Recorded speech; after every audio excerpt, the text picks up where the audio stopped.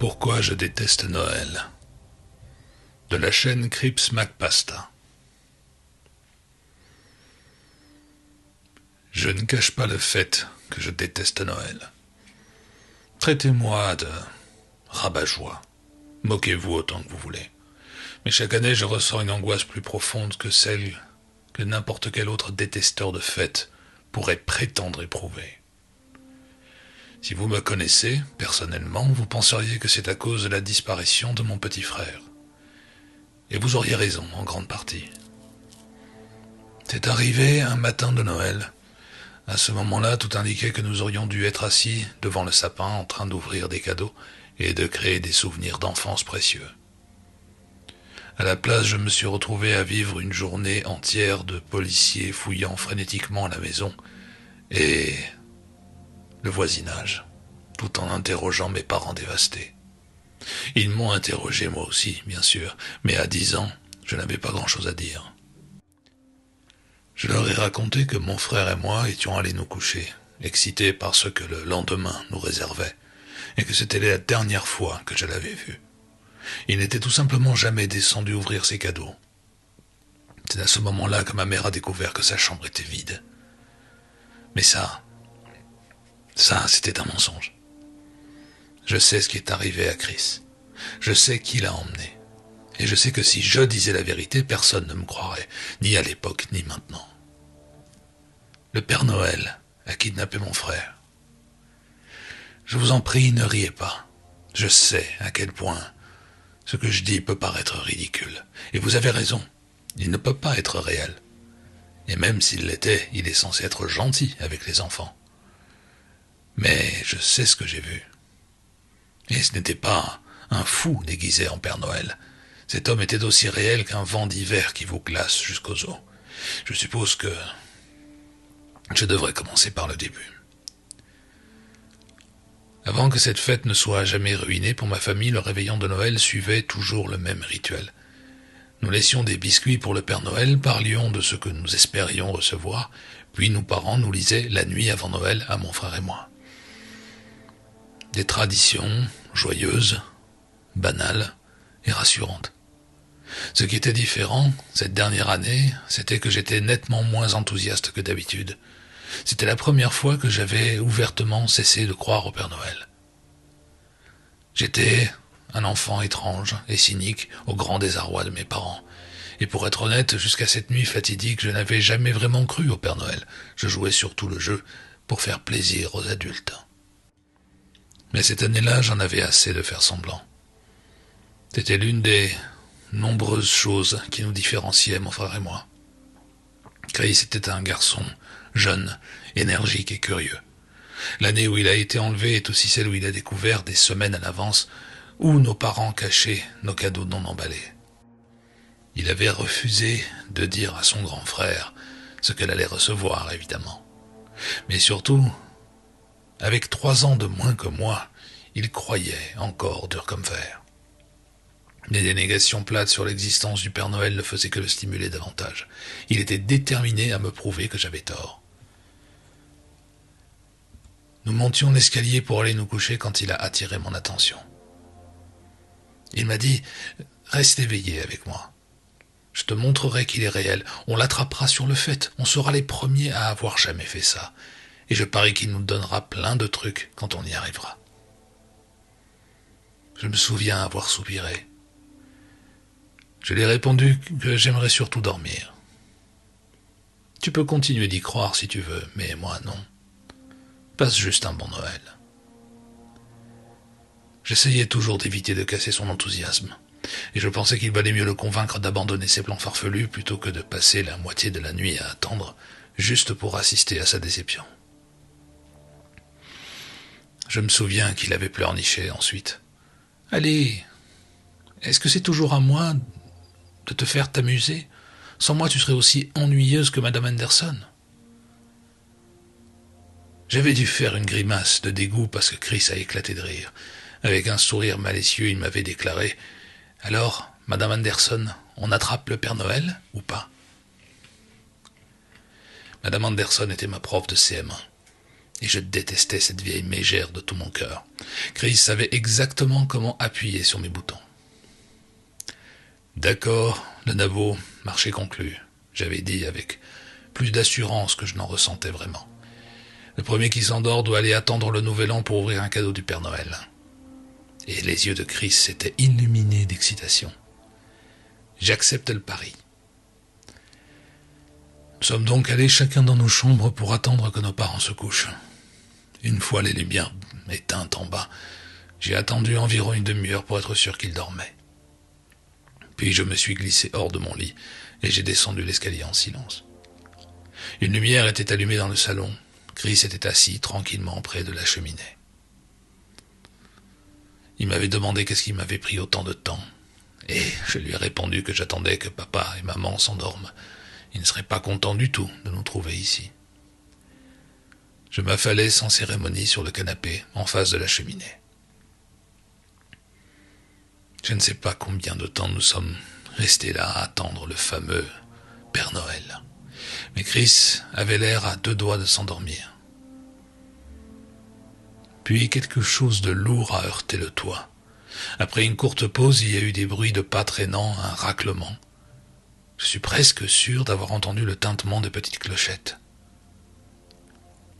Chris avait murmuré « Oh, mince, c'est vraiment lui !» Pendant un instant, je me suis demandé pourquoi nos parents ne se réveillaient pas. Tout ce vacarme aurait réveillé un mort. Mais cette pensée fut interrompue quand de la suie commença à tomber dans la cheminée. Chris avait accouru vers moi et me secouait l'épaule. « Tu vois, je te l'avais dit, il est réel. » Contrairement à lui, je n'y voyais rien de surnaturel. J'étais persuadé qu'un cambrioleur essayait d'entrer par des moyens peu conventionnels. Je restais figé, à fixer la cheminée quelques secondes, incapable de réagir.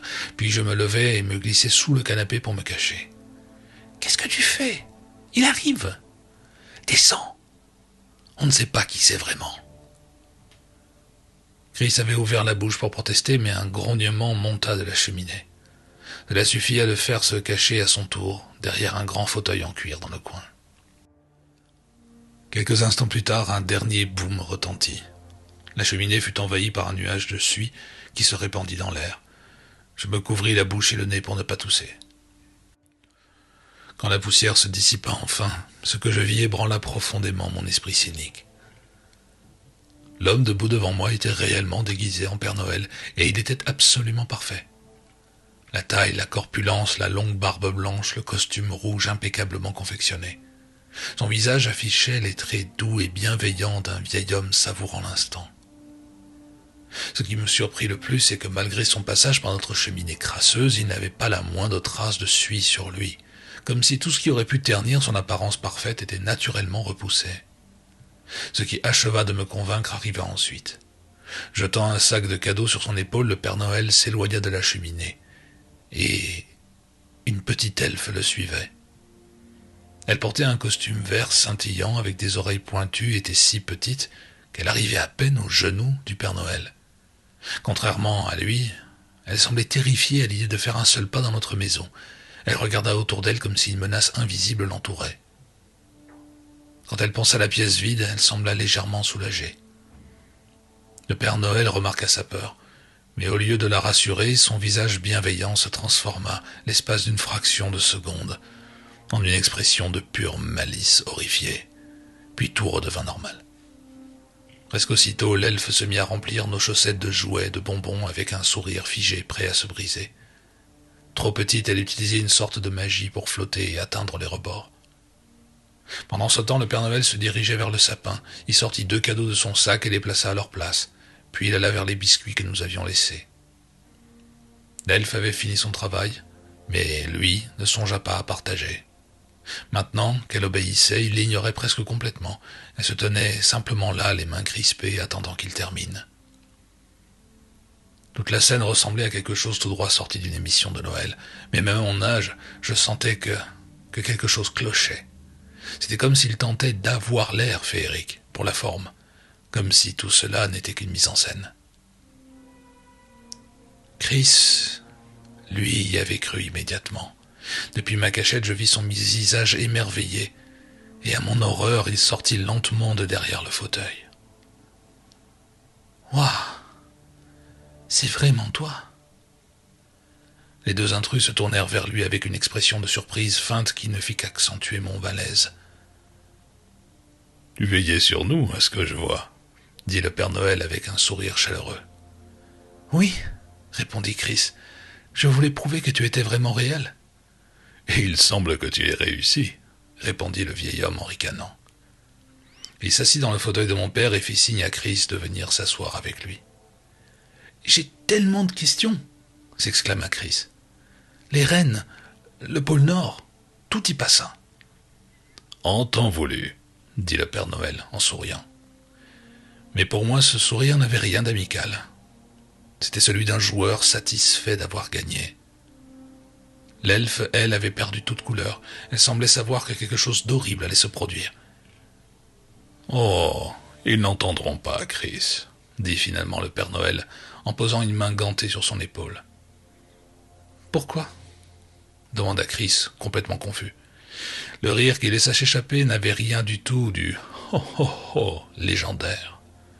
« Crois-tu vraiment que tu es le premier à m'avoir vu ?» Puis il s'expliqua.